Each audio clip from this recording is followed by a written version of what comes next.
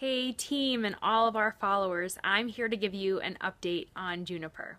Today's date is January 26, 2016. Follow me in. Since our last video update, we've had tons of progress and made many changes and have been working so hard, having some fun, feeling the burn, but ultimately we are almost done. So since our last video update, we have installed our kitchen countertop, and Sarah has done a cast in place counter with concrete. We salvaged the countertop structure using reclaimed barn materials. We also poured the basin for the shower out of concrete.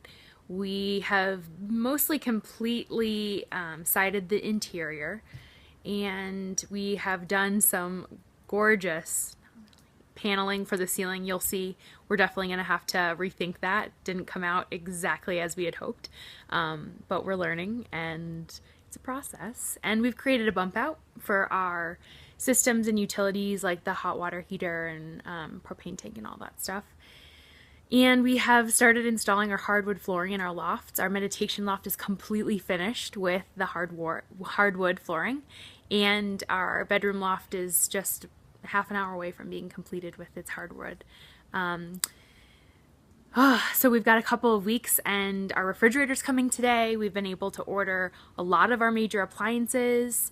Thanks to you all who have been steadily donating. We've had a lot of anonymous donors, a lot of donors who have just sent us money directly. And this coming weekend, my dad's coming into town to help us with the exterior siding, and we're also having some awesome friends come and help us with that too. I'm going to take a moment to plug one of the reward levels that we haven't quite talked about, but now that I'm seeing Juniper in all of her glory, I really want to plug. So when you donate $1,000 to our campaign, you get to come stay in Juniper, I think for 5 nights.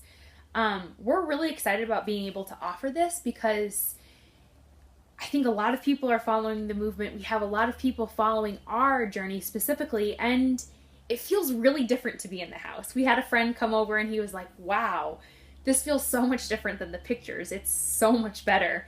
And I agree. We've got high ceilings. We're going to have full amenities. It's going to be really comfortable. It's going to be beautiful, really intentional. And we just need a couple of those larger donations of $1,000 to really push us over the finish line, to ensure that we complete our build in a timely manner that allows us space and freedom to pursue the things that we're excited about. So I'm going to be starting working with and studying with an herbalist in March, and it's a 9-month-long program, and I'm really excited about it. And part of the reason I'm excited about it is because I'll have the time and the resources and the energy to be able to pursue this passion.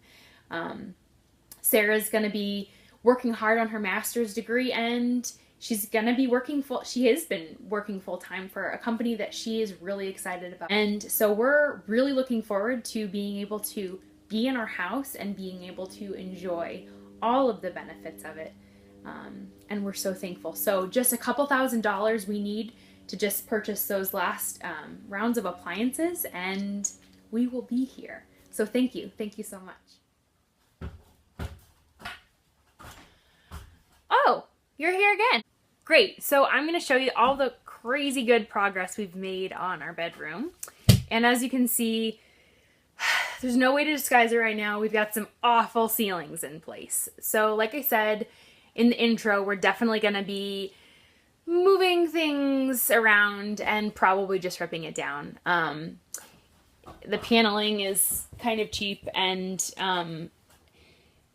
getting them to land on the seams and the studs of the seams is really challenging. So what we're probably going to do is just rip it all down, donate the material, cut our losses. We spent about $90 on the paneling. Huge bummer, but live and learn. And we're just going to be filling it up with different planks of wood. But now for the cool stuff. All right, as you can see in front of me, we've gotten about, oh, I don't know, 2/3 of our bedroom loft hardwood done. Sarah and I were really nervous about the hardwood because if you've been following our story, you know that we don't love nail guns.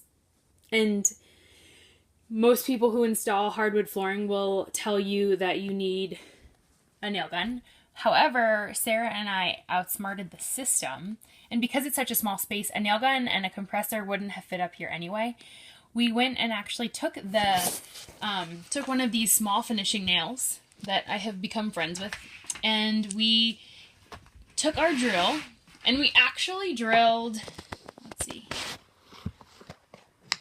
we actually took the nail and used it sort of like a drill bit and drilled into the hardwood, and it's actually quite soft, and that helped us to bang in the nails pretty easily. But yeah, so that's been pretty painless. As you can see, we have some just waterproof underlayment right here. It's not super necessary. However, our bedroom is going to be over the bathroom. So as I'm sure you can imagine, we want to be absorbing any of the wetness so that our bed does not get wet. Oh, this is awkward. I'm looking straight at our beautiful meditation loft, which I am so proud of. I got to do all of the flooring myself yesterday, and it feels really gratifying. The wood itself is this beautiful cedar, and if you've ever been to Sedona, Arizona, and have seen the rocks there, yeah, but we're really excited about it. It looks beautiful, it smells great, and it has just the rustic, rough finish that we like. So this is our meditation loft. See if we can zoom in to get that beautiful raw color. That's installed and ready to go.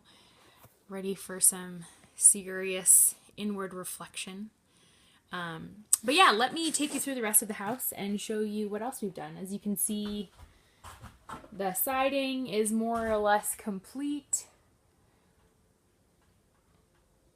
We're going to hold off on painting it, kind of figure out what the scheme is. We started to whitewash this wall, but then realized that we just wanted to make sure where we were parking our tiny house, it would be able to absorb and reflect the light in the way that we wanted to, just with the color.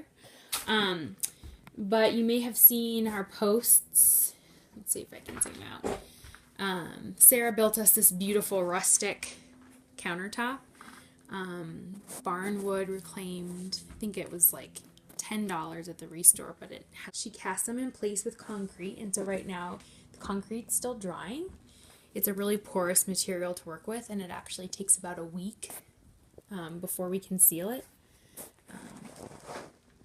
But we really liked the look of soapstone, and we wanted a material that wasn't wood because we have so much of it.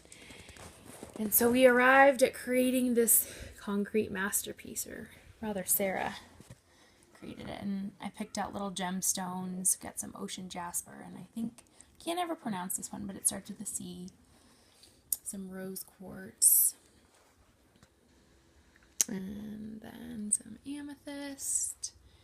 So yeah, we've just, it looks a bit rough right now, but once we put the gloss and the glaze over it, it should look really, really nice. And then, let's see, we got our kitchen sink. It's a really beautiful sort of farmy drop-in. We got it at IKEA. And then Sarah started building the shower bottom yesterday, and our idea is that we're going to get some teak wood, and that will be the shower bottom, and then get some concrete walls, and that will be the shower sides. Maybe play with some metal, don't quite know yet, but yeah, this is our house so far.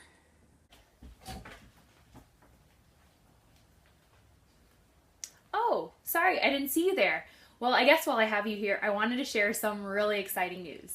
This weekend, Sarah and I went to meet up with a landowner, and it's a beautiful spot, and it looks like we're moving forward, and so we will have a place to park Juniper in the next coming month. It's literally best case scenario, and in order to respect the landowner's request for keeping this kind of secretive on the lockdown, we won't be sharing where specifically we'll be parking Juniper, but let's just say it's a dream, and we're really lucky and excited and looking forward to building community in our new spot. So, yay! Dance up. Thanks so much for tuning in today and for following our journey. We're about 75% done, which is really wild if you think about where we were a month ago. We've got some of our major appliances coming in. We've still got to place a couple more orders for that. But at this point, we are moving forward, and the end is so near. It's so tangible. And maybe in a month from now, I'll be living in Juniper and sending you a final video update about her. We have a lot that we need to contribute on the blog. For example, going through step by step all of the last changes that we've made, the adjustments. I know that Sarah's really committed to doing that, and so don't think that we've forgotten about that, but we needed to prioritize the build in terms of what we need to keep doing to move forward in a timely way. And so we do anticipate being able to spend some time giving you guys really the resources and the tools and creating space for you to ask questions or follow up.